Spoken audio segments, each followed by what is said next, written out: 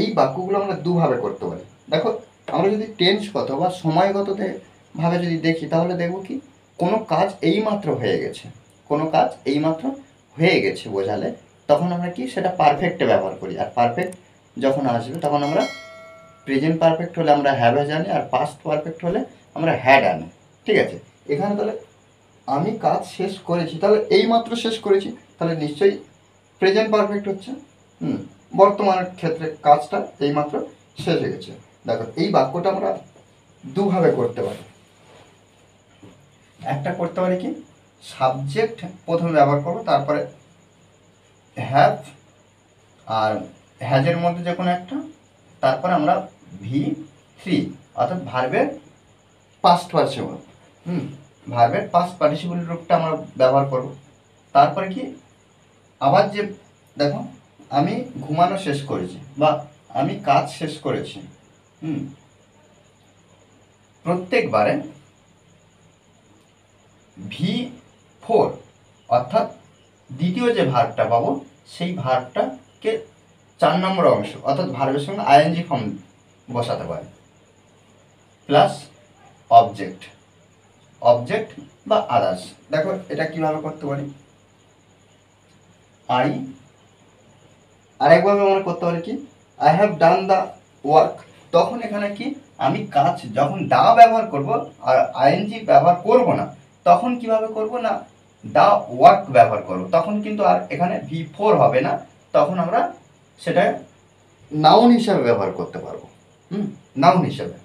তাহলে এখানে আমরা দ্বিতীয় যে পদ্ধতির কথা বলছিলাম সেটা কি যে প্রত্যেকবারে সাবজেক্ট আনবো, তারপরে আমরা কি করব প্রথমে সাবজেক্ট যেগুলো এই বাক্যগুলো আমরা ট্রান্সলেট করব, প্রথমে সাবজেক্ট আনবো তারপরে বি ভার্ব, অর্থাৎ এখানে প্রেজেন্টের ক্ষেত্রে এম ইজ আর এর মধ্যে যে কোনো একটা আনবো প্লাস ডান ডান প্লাস V4, এই স্ট্রাকচারে আমরা প্রত্যেকবার ট্রান্সলেট করব। আর শেষে আমরা আদার্স ওয়ার্ড হিসেবে বসাবো। দেখো তাহলে কি I am done, I am done. Helping ভার্বের মধ্যে যে কোনো একটা বসছে, এই যে আমি যার মধ্যে আয়ের পরে আমরা অ্যাম বসাই, আই অ্যাম ডান কি কাজ walking. Okay, I am done walking. বাচ্চাটা খাওয়া শেষ করেছে, the baby is done, the baby is done. বাচ্চাটা শেষ করেছে কি খাওয়া, তাহলে ইট থেকে আমরা ইটিং করে দেবো। Okay, the baby is done eating. তারা মুভি দেখা শেষ করেছে, তাহলে এখানে আমরা দে ব্যবহার করব, দের পরে আর দে আর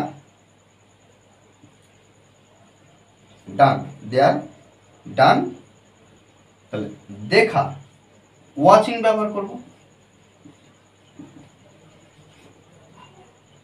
দে আর ডান ওয়াচিং কি মুভি।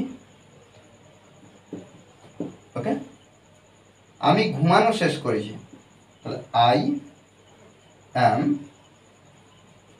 ডান স্লিপিং।